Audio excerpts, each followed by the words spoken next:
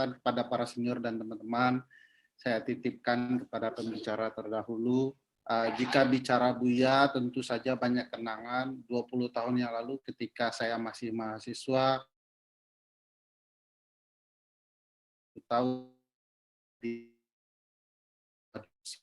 banyak hal yang saya pelajari dengan melihat dan membaca karya-karya Buya. Tapi izinkan saya menuturkan keterkaitan keilmuan saya dengan seorang Buya Syafi'i Ma'arif. Itu membahas banyak hal.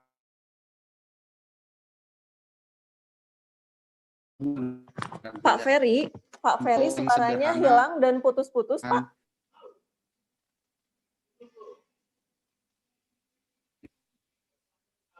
Pak Ferry bisa mendengar suara saya? Pak Ferry, mohon maaf suaranya tidak terdengar, Pak.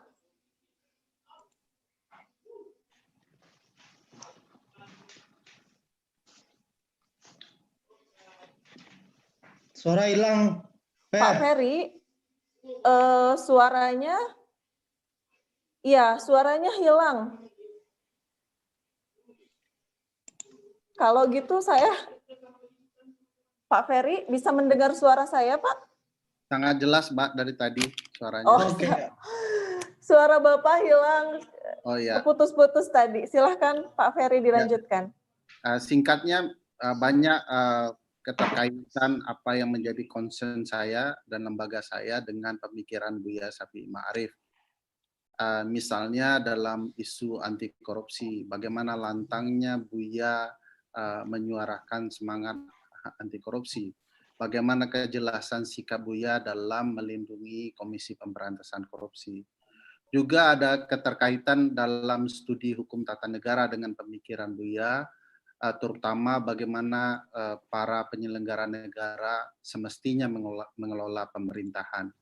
Dan bagi saya cara berpikir Buya sangat menarik karena tidak hanya beranjak dari soal apa yang beliau lihat di negeri orang, tetapi juga apa yang kita pahami sebagai filosofi dalam berketatanegaraan. Dan tentu saja banyak hal yang kemudian bisa kita temukan bagaimana kritik-kritik Buya terkait proses penyelenggaraan pemerintahan di ranah legislasi maupun di ranah eksekutif. Memang kalau dibaca tidak banyak sentuhan pemikiran Buya atau ucapan-ucapan beliau yang menyindir kekuasaan yudikatif, tapi secara general beliau mengkritik itu terutama dalam sikap-sikap yang koruptif. Izinkan saya agak beranjak sebagai orang Minangkabau tidak bercerita tentang bagaimana kedahsyatan perjuangan Buya sebagai anak Sumpur Kudus. Kalau dalam perspektif kepetaan orang Minangkabau, Sumpur Kudus itu nagari antah berantah, jauh sekali gitu, tertinggal.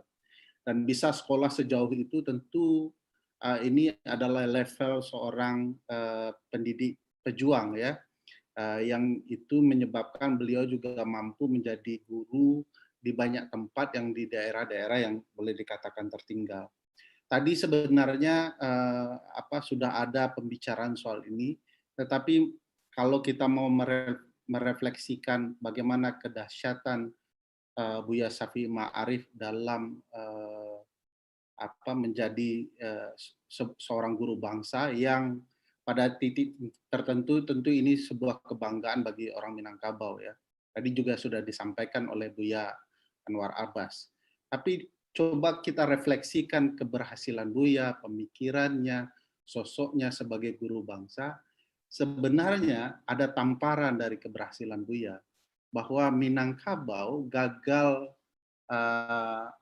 membangun orang-orang yang selevel dengan Buya Syafi'i Ma'arif. Mungkin banyak orang Minangkabau yang berhasil baik di jenjang internasional maupun nasional, tetapi yang punya level sebagai guru bangsa, yang pemikirannya dihargai, yang kemudian sebenci-bencinya orang mengkritik Buya, dia akan menghargai, menghormatinya sebagai lawan yang tangguh dalam pemikiran, dalam sikap dan segala macamnya. Jadi mungkin kalau kita melihat Buya, tidak lagi harus bicara soal sosok orang Minangkabau yang mampu menjadi guru bangsa, tetapi juga melihat kenapa kemudian orang Minangkabau tidak mampu mencapai level itu lagi.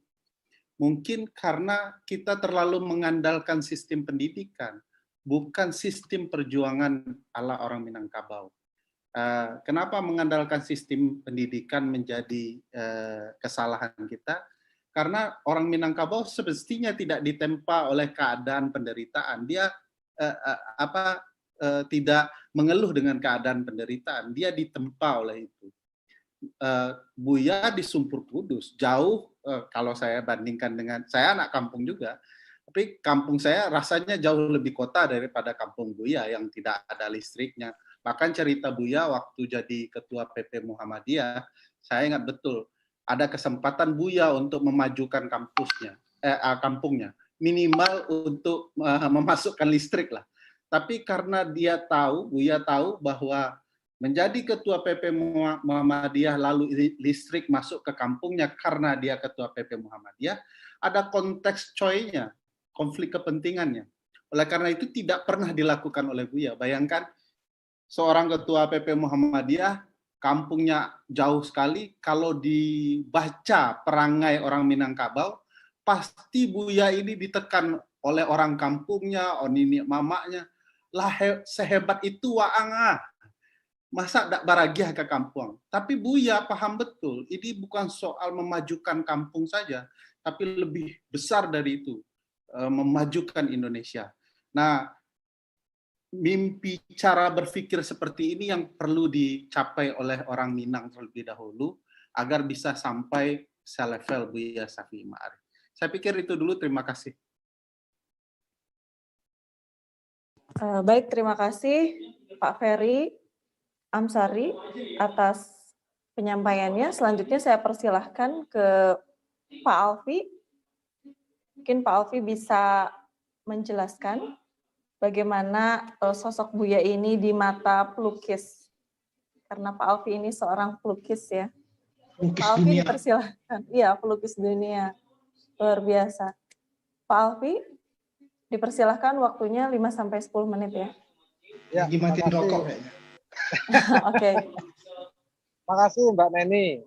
Mungkin dari saya nggak sampai 5 menit lah gitu.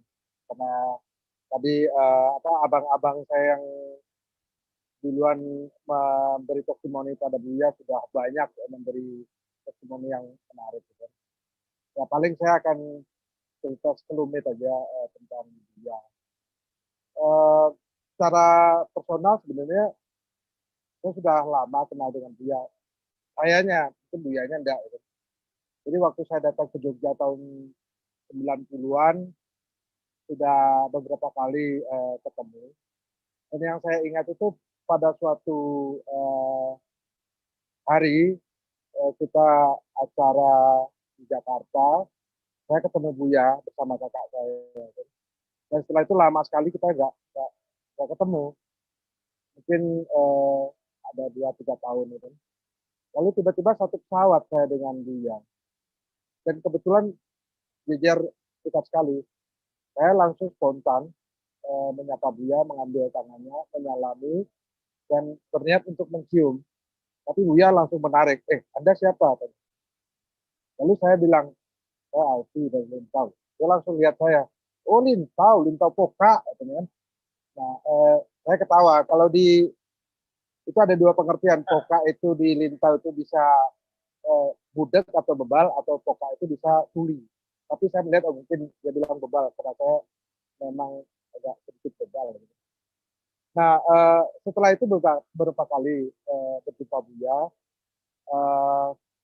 Tapi sejujurnya saya mulai dekat, benar-benar dekat dan sering berkunjung ke tempat Buya setelah tsunami politik ini.